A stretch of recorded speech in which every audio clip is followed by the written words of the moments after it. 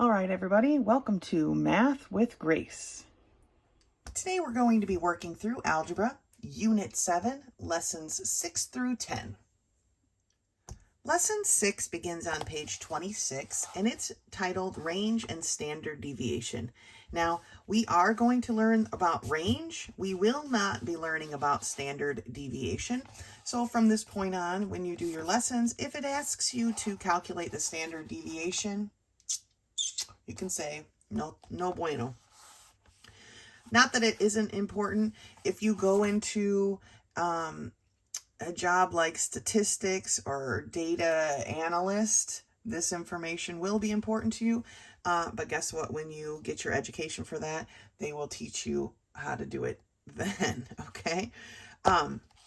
So it says here that the following two sets of data have identical means, medians, and modes. Those are things we do know how to do, but the data in each set is very different, right? If we look in set 1, we've got 46, 49, 50, 51, 54. In the second set, we've got 26, 41, 50, 50, 58, and 75, right? Different. These go very much lower and very much higher than this one. This set 1 is very compact.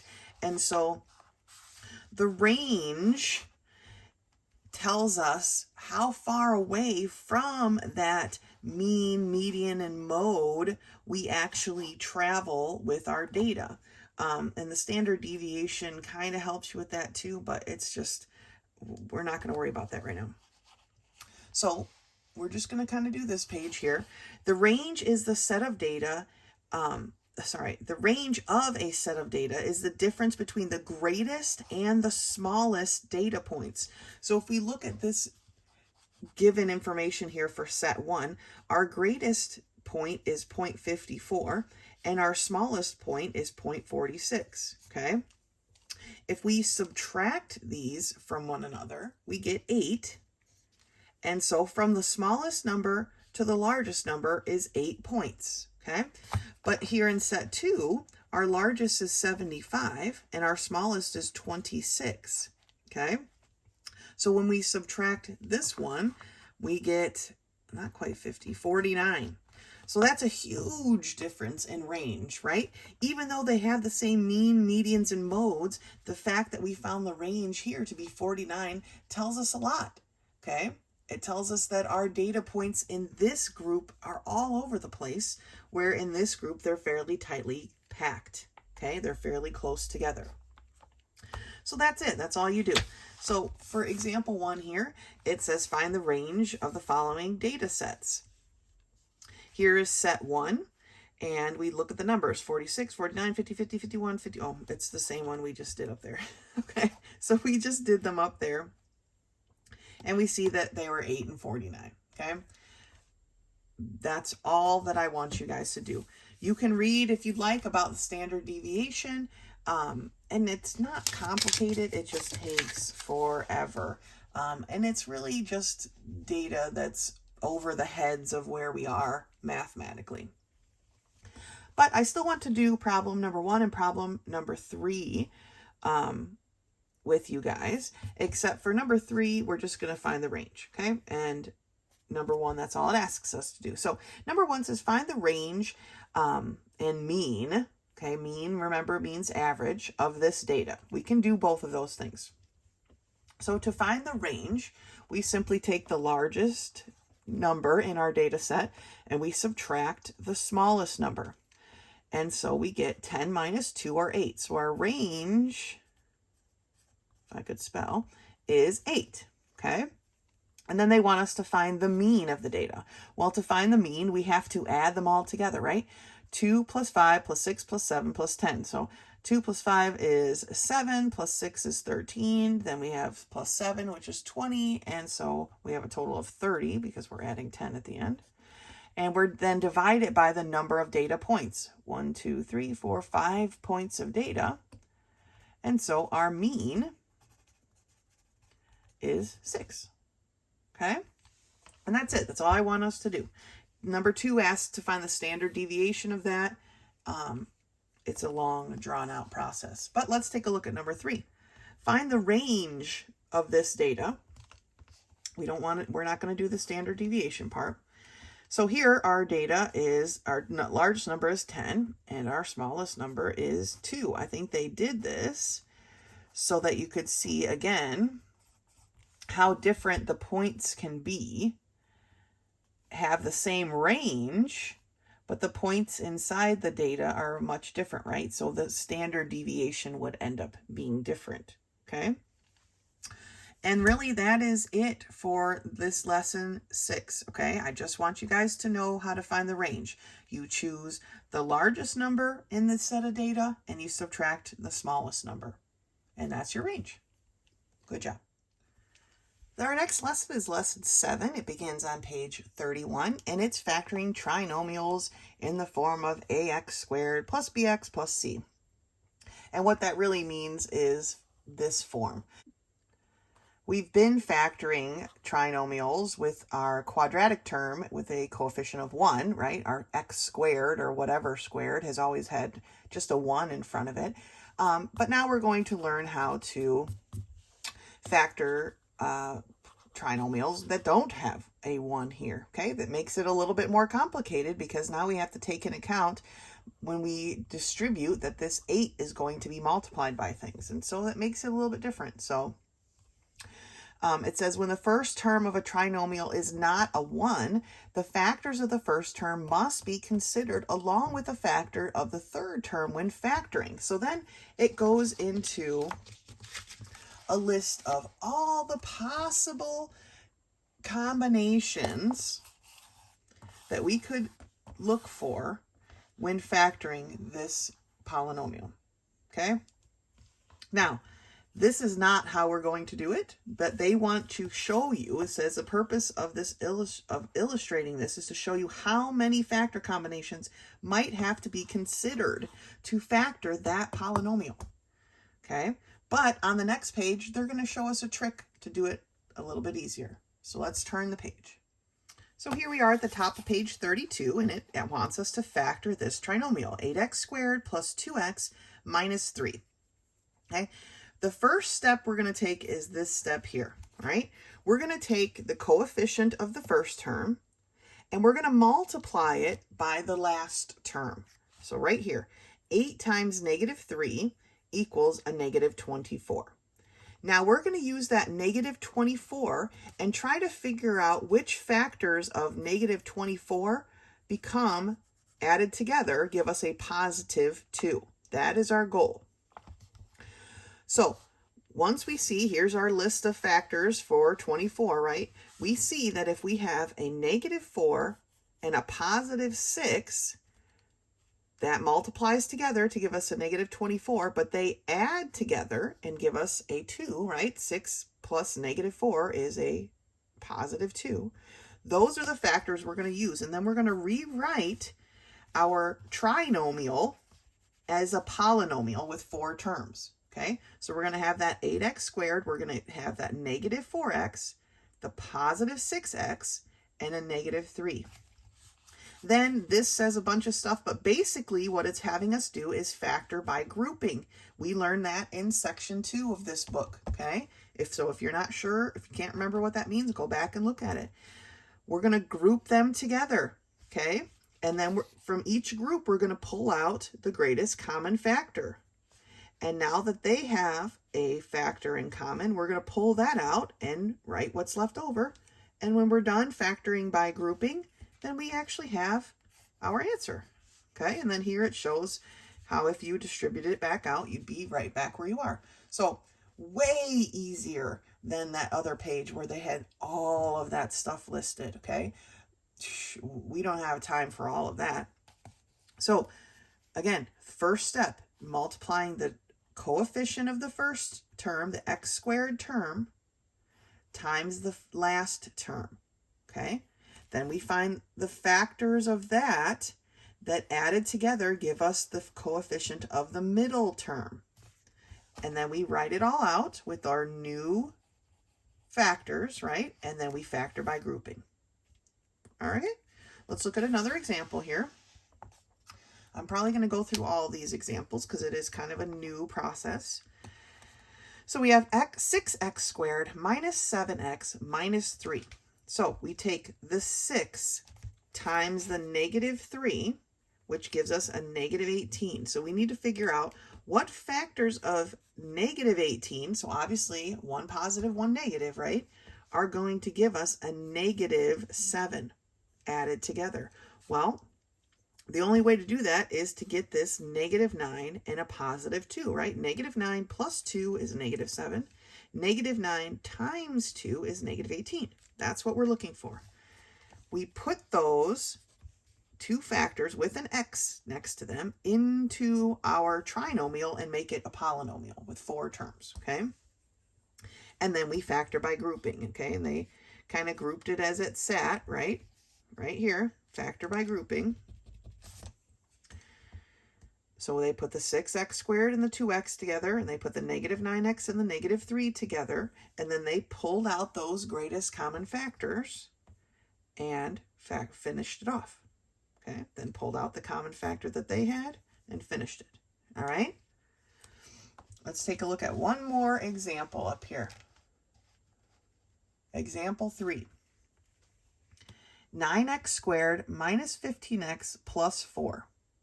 Okay, so here's the original. We're going to take the 9, which is the coefficient of our quadratic term, and the final term, which is 4, and we're going to multiply them together and get 36.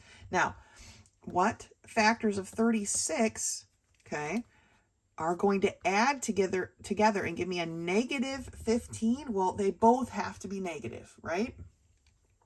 Negative times a negative will give me this positive 36, but negative plus a negative gives me this negative number. So looking at the factors, we see it's this negative 3, negative 12. Okay, we stick an x onto each of those and put it into our trinomial, making it a polynomial. So we still have our 9x squared. We've split up our 15x into 2 parts, this negative 3x and this negative 12x. And then we have our plus 4. Then we factored by grouping. We group them, pull out the greatest common factor. Okay, here then they pulled out a negative. You should have just pulled out a negative 4. Okay, we talked about that in class. And then we factor it again. Okay, they both have this 3x minus 1 in common. Once they pull out the negative, 3x minus 1 in common, we pull that out, and what's left over goes into the other parentheses, and we're done. Okay, so let's take a look at some of these together. Number 1. 2x squared plus 3x minus 9. So we're going to take 2 times negative 9, this coefficient and this constant, and we get a negative 18. Okay? So what factors of negative 18 are going to add together to give me a positive 3? Well, I know one has to be positive and one has to be negative to give me a negative 18, right? I'm going to start rewriting my thing here. I know I need one negative, one positive, and then I have my negative 9. I probably didn't leave myself enough room here.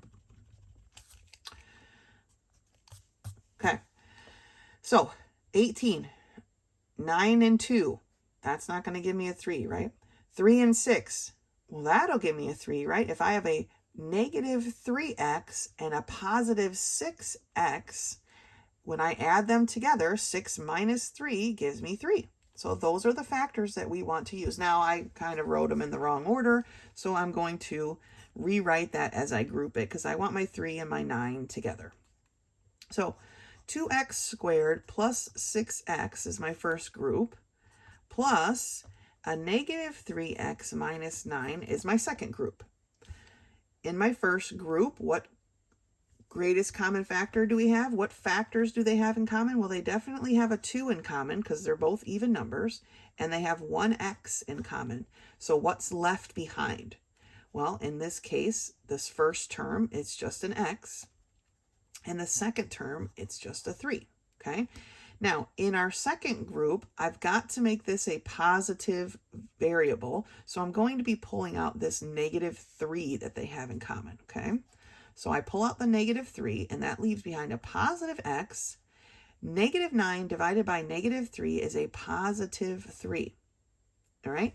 Now they have this x plus 3 in common, and I'm going to pull that out. And what's left over? 2x minus 3. Okay, and we've successfully factored by grouping. Factored this trinomial that started out kind of messy. We factored it nice and clean. Okay, number 2. 3x squared plus 14x plus 8. All right, so we're going to take this 3 times 8, coefficient here, last term here, and we get 24. So now what factors of 24 add up to be 14? Now they're all going to be positive numbers, right? So I have 3x squared. Let's see, 24. 2 times 12 gives me 24, right? 2 plus 12 is 14. So I'm going to set this up. I want this 12 to go with the 3 plus 2x plus 8, okay? All I've done is split this 14x into 2 parts, just like we've done on any of these, okay? We split this 3x into 2 parts, a positive 6x and a negative 3x. If we put them back together, we would be right back here. Same with this one. That's what we're looking for here. So now I'm going to group them. 3x squared plus 12x, I'm going to group together. And then this 2x plus 8, I'm going to group together. Sorry if it's kind of squished. There's not a whole bunch of space here, as you can tell. What are the greatest common factor here in this first group, 3x squared plus 12x? Well, it's definitely that 3, right? And 1x. So in the first term, that leaves me with an x. In the second term, that leaves me with a 4, right? Then what do these two things have in common? Well, they only have a 2 in common. And so that leaves me with an x plus 4 again. Now, both of these terms have an x plus 4 in common. If I pull that out, I'm left with 3x plus 2. And we've successfully factored it. All right. Let's take a look at number 3. 10x squared minus x minus 3.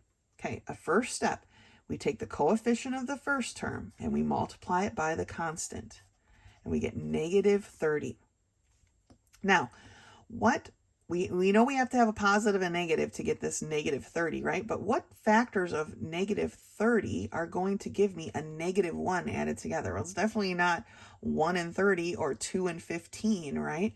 But if we chose 5 and 6 was our negative term, so 10x squared plus 5x minus 6x minus 3. Is this here, 5x minus 6x, a negative x? Yes. So those are the 2 factors we want to choose. And now we can group them. I kind of wrote them in the order that I want them. So 10x squared plus 5x plus negative 6x minus 3. Okay. First group, what is the greatest common factor? Well, they're both multiples of 5, and they each have 1x. So that's what's going to be coming out. What's left behind of the first term? Well, it's a 2x, right? Because 5x times 2x gives me 10x squared. And then the last term is identical, so it's a 1. All right? It's a 1. Now, over here, because my x is negative right now, I want to make sure I pull that negative out. And they have that negative 3 in common. They're both multiples of 3. And so here, this leaves me with a 2x. And because I pulled out this negative 3 as a whole, it's a plus 1. Now they both have this 2x plus 1 in common. When I pull that out, I'm left with a 5x minus 3. Okay? See where we're going with this? All right, let's take a look at number 4. 7x squared plus 10x plus 3. So I have 7, which is a coefficient of my first term, times the final term. It's a 3. It gives me a 21. So what factors of 21 multiplied together are going to give me a 10? Let's think about it. It's 1 times 21 or it's 7 times 3, right? We just did it here. 7 times 3. 7 plus 3 is 10. So 7x squared, I want to pair my 7's together. So plus 7x plus 3x plus 3. 7x plus 3x give me 10x. Yes. 7 times 3 gives me 21. Perfect. Okay. So let's group them. 7x squared plus 7x is in my first group, and 3x plus 3 is in my second group. In the first group, they definitely have a 7 in common, right? And 1x. And that leaves me with an x plus 1. Remember, if these two terms match, we still have that 1 there. Over here, they just have the 3 in common, and that's going to leave me with an x plus 1. Now, they both have an x plus 1 in common, and that leaves behind a 7x plus 3. Okay? Boom. Number 5. 6x squared plus x minus 1. So we take our first coefficient from our first term and our constant, and we get a negative 6. So what factors of negative 6, one has to be positive and one has to be negative, will add up to give me a 1? Well, let's see. I'm pretty sure it's going to be 6x squared, and it's going to be a positive 3x and a negative 2x. Okay, 3 times negative 2 is negative 6. 3 minus 2 is 1. So perfect, we're there.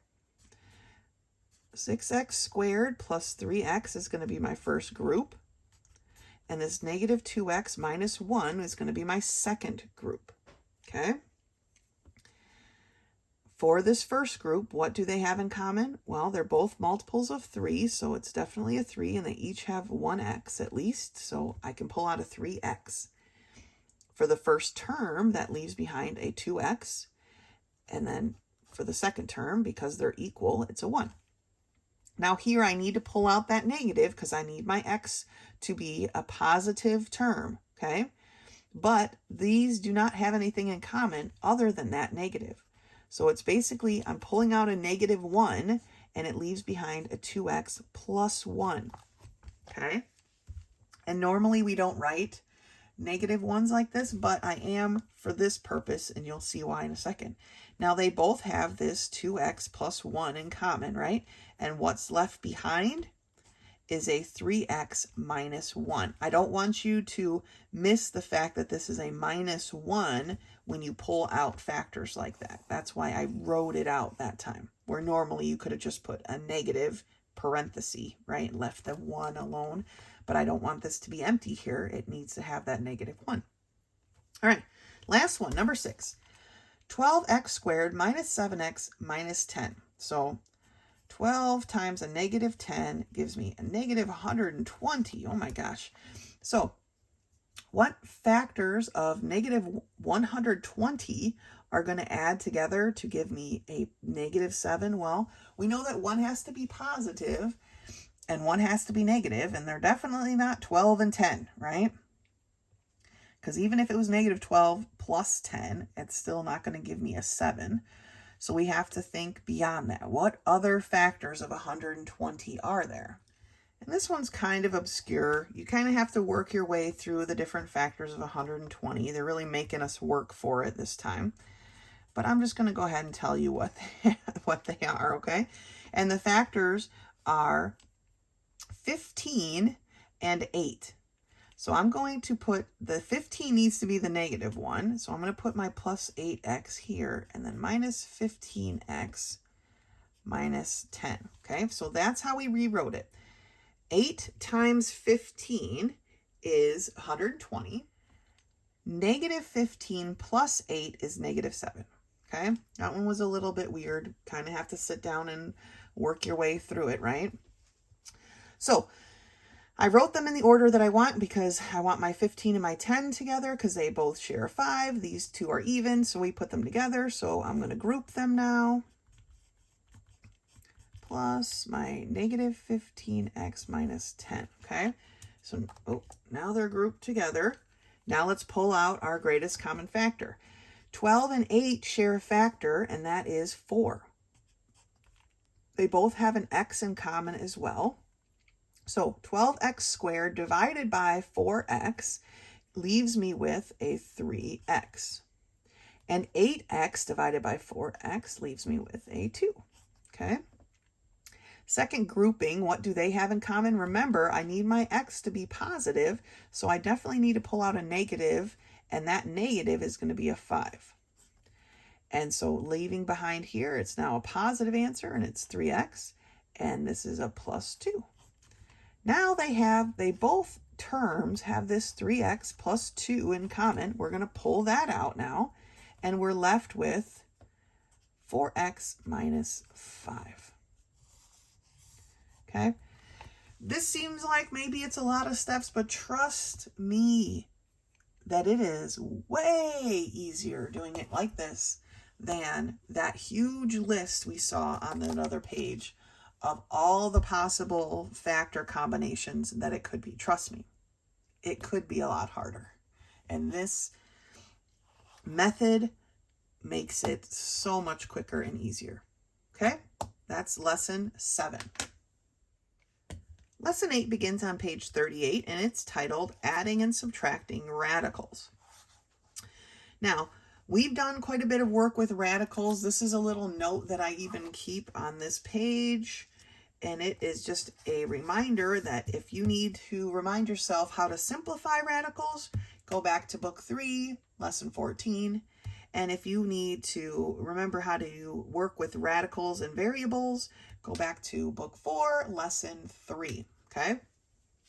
So I'll just leave those notes there. You can write them down if you want. If you're good, then let's take a look at these. So radicals with the same radicand and the same index are called like radicals and can be combined. So remember, the radicand is the number on the inside. The index is the little number that goes right here. In this case, because there isn't a little number there, it's a 2, right? They don't write the 2, but if it's a 3, they write the 3's in, and we don't normally work with the 4's and 5's and everything else, but they do exist. So they are like radicals and can be combined by adding or subtracting their coefficients. So 2 times the square root of 3 plus the square root of 3 is the same as 2 plus 1, because there's this invisible 1 here, times the square root of 3. So it ends up being 3 times the square root of 3, okay? 2 times the cubed root of 5 plus 3 times the cubed root of 5 is the same as 2 plus 3 times the cubed root of 5, okay? We're kind of factoring out, just like we did with factor with grouping, right? We factored out the cubed root of 5, and then we just ended up adding 2 plus 3 together, and we have 5 times the cubed root of 5. All right, now they have an example here. Even though this says 2x and this says 2x, but this is actually 2x squared, so we can't combine these. They don't have the same radicand. And here they have the same radicand or number inside there, right? But they don't have the same index. This is a cubed root and this is a square root, so we can't combine those either.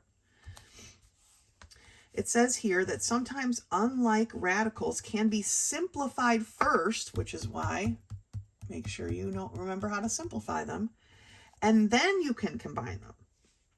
So example 1, which is really the only example they give us until we have a bunch of work to do, is add these 2 radicals. Well, first glance, we can't, right?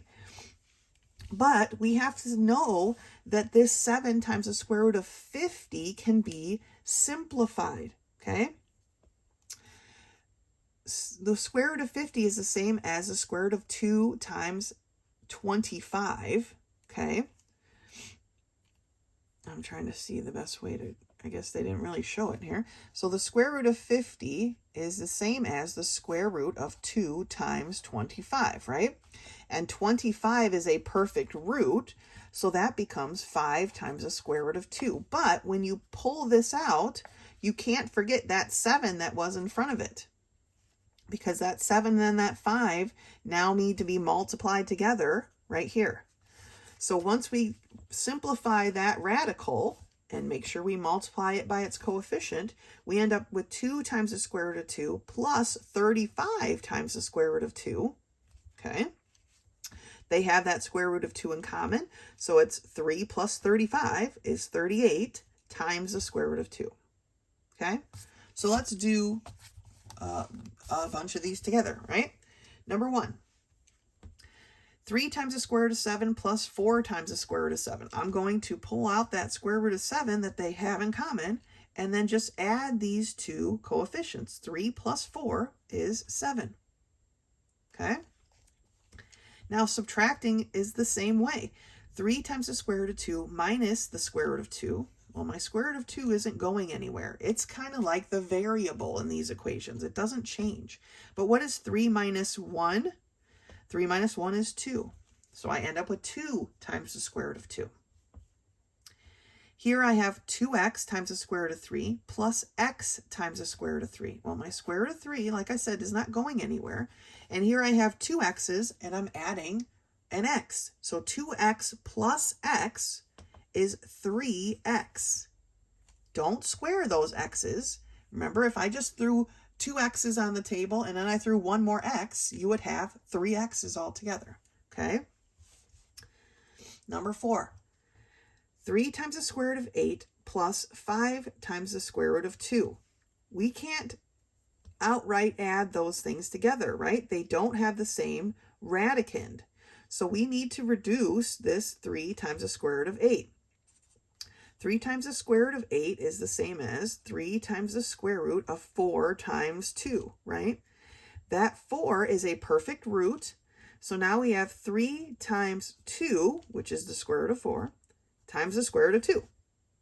3 times 2 is 6. So now we have 6 times the square root of 2 plus 5 times the square root of 2. So my square root of 2 stays. 6 plus 5 is 11. Put that one in a box because there's more than just the answer under there, okay? So simplifying our roots, our square root is first, okay? Simplifying radicals was Unit 3, Lesson 14, if you need a reminder. Number 5, 6 times the square root of x plus 8 times the square root of x squared. Now these can't be combined because, again, they don't have the same radicand, but we can simplify it. X squared is a perfect root, right? X squared is x. So really this one simplifies like this. 6 times the square root of x plus 8x. We never can actually combine these two things because they just aren't like numbers, and that's going to happen sometimes. We still need to simplify this radical because that's our job as math wizards, right? But we can't end up combining anything, and that's fine. Number 6, 5 times the cubed root of 4 minus 2 times the cubed root of 4. So my cubed root of 4 isn't going anywhere. 5 minus 2 is 3. Okay, let's take a look at number 7. 2 times the square root of 3, minus the square root of 48. All right, well, we can't combine them as they sit. Let's take a look at this 48 and see if we can break that up into anything, okay? Hint, we're probably trying to get a square root of 3. Not that that's going to work out every time, but it's a good idea to try it just to see if it's going to work out this time. So, square root of 48 is the same as the square root of 16 times 3. Now, all I did was take 48 and divide it by 3. I wanted to see if we were going to end up with a square root of 3, so we could combine them. So when I divided 48 by 3, it gave me 16, which I know is a perfect root, okay? And that root is 4. So this now becomes 2 times the square root of 3 minus, don't forget that minus, it's still there, minus 4 times the square root of 3. Okay, my square root of 3 doesn't change, and now I have 2 minus 4. Up 2, down 4 gives me a negative 2. Okay, so this one is negative 2 times the square root of 3. Let's take a look at number 8. Here we have 4 times the square root of 2 minus the cubed root of 2 plus 3 times the square root of 2. Okay, right off the bat, I know that this minus the cubed root of 2 is not going to change. It's the only one of its kind. There's nothing I can do with it. So I'm just going to write it at the end and not worry about it. Now I have 4 times the square root of 2 plus 3 times the square root of 2. So here's my square root of 2. 4 plus 3 is 7. Okay? Remember, we can only combine them if they have a like index. This is a square root. This is a cubed root. So even though their radicans are the same, their indexes are not. So we cannot combine them. They're going to try to trick you. So make sure you're paying attention. Okay, number 9, last one. 3 times the square root of x plus 3 times the square root of x squared minus the square root of x. Okay, right off the bat, I know that this one reduces, right? X squared, the square root of x squared is just x. That is simplified. I know I'm not going to be able to combine it with these other two things, which involve the square root of x. 3 minus 1 is 2. 2 times the square root of x plus 3x. Okay, I simplified this one first. I see that it's not going to be combinable, so I just wrote it down. And then I combine these two radicals here. Simplify the radicals. All right. So again, if you need help reminding yourself how to simplify radicals, Unit 3, Lesson 14. If you need help with the radicals with variables like this one, that's Unit 4, Lesson 3. Go back and take a look at those. If you're still not sure, please let me know, and I'm happy to help give you a reminder, okay? Otherwise, that's Lesson 8. Make sure you simplify, then combine. Only like units or indexes and radicans can be combined, okay? That's Lesson 8. Good job. Lesson 9 begins on page 42, and it's titled Writing a Linear Equation from 2 Points, okay? In Lesson 7.3 in this book, linear equations were found using the slope and an ordered pair, right? We had the slope, we had an ordered pair. Well, the equation of a line can also be determined if 2 ordered pairs are known. These 2 ordered pairs can be used to find the slope. Then, as taught in Lesson 7.3, substitute the slope and points from one of the ordered pairs into the slope-intercept equation, find the value of b, and then write your equation, okay? So, like I've talked about in class, math just keeps compiling, right? It just keeps going and building and building and building. They teach you something, and then they teach you something else, and they just keep stacking it up. So, that's what we're doing here. Example 1. Write the equation of a line containing the points 1, 6, and 3, 2. I'm going to label this x sub 1, y sub 1, x sub 2, y sub 2, so we don't get them, oh, they did it right here, so we don't get them confused, okay? And the first thing we want to do is find our slope. Remember, the formula for our slope is y sub 2 minus y sub 1 over x sub 2 minus x sub 1. It really doesn't matter which group of points you label 1 or 2, just as long as both of these are labeled 1 and both of those are labeled 2, or vice versa, okay? So they found the slope as being -2. Now that they have the slope as -2, they're going to choose one point set, and that point set they chose was this one, 1 and 6. And they used that point set along with the slope to solve for b, right? We did that just recently in lesson, what did it say? 7.3. Okay, so they're solving for b.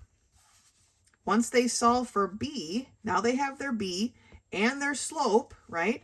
They can put that into the general equation, leaving the y and the x there. And then that is the equation of the line. So y equals -2x plus 8. Okay, so it's when we have 2 points, we just have to solve for 2 things. We need the slope, and then we need to solve for b, like we learned recently. Let's take a look at example 2 over here on page 43. Write the equation for the line containing the points -7, 2 and -3, 8. So they've labeled their points, keeping them, in the proper order so they don't get confused. They found their slope right here and then reduced it. Make sure if you're getting a slope like this, you're reducing your fractions, right? So they reduced their slope to 3/2. Using that now, and which point did they choose? They chose the point -3, 8, okay? So y is 8, m is 3/2, x was -3 for this particular point, right? Plus b, that's what we're solving for. They work it out to solve for b.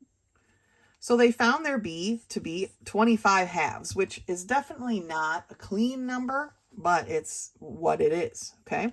So then they substituted the slope and the b into the general equation of y equals m 3/2 times x plus b, which here is 25/2, okay? Those are the steps we're going to take. Let's take a look at these problems here. Boom to boom, they gave us 4. For number 1, we have the point 1,5 and the point 3,11. So I'm going to label x sub 1, y sub 1, x sub 2, y sub 2. And I'm going to first solve for my slope. And my slope, I'm going to write the formula here again. Slope is equal to y sub 2 minus y sub 1 over x sub 2 minus x sub 1. So 11 minus 5 over 3 minus 1. Okay? 11 minus 5 is 6. 3 minus 1 is 2. That can be reduced. 6 divided by 2 is 3. So my slope is 3. Okay? My b now is what I need to solve for next, and I need to choose a point to put in. I'm just going to choose the first point. Okay? So my y, because y equals mx plus b, okay, that's the standard slope-intercept formula. My y is 5 equals my m, which is 3, times the x, in this case, which is 1, plus b. Okay? So 5 is going to equal 3 plus b. We're going to subtract this 3 from both sides, and we see that b is equal to 2. Okay, I have my slope, I have my b, time to write my equation. And the equation is going to be y equals m, which is 3, times x, plus the b, so plus 2. Now, if my b is negative, you don't have to write plus minus 2, just write minus 2, okay? The negative wins out in that case. This is the equation for the line that passes through these 2 points. Now, you could graph them and try to solve it that way, but this way, it turns out, is a bit easier. Looking at number 2, we have the points -2, -3, and -1, 2.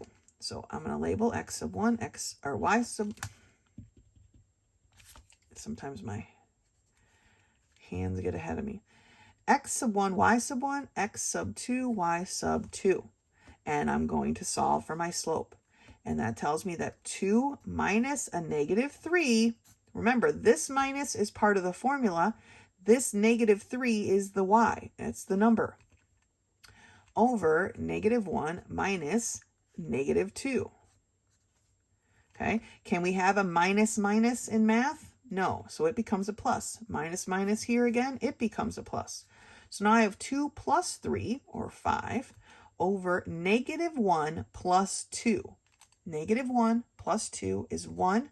5 over 1 can just be written as 5. My slope is 5. Okay?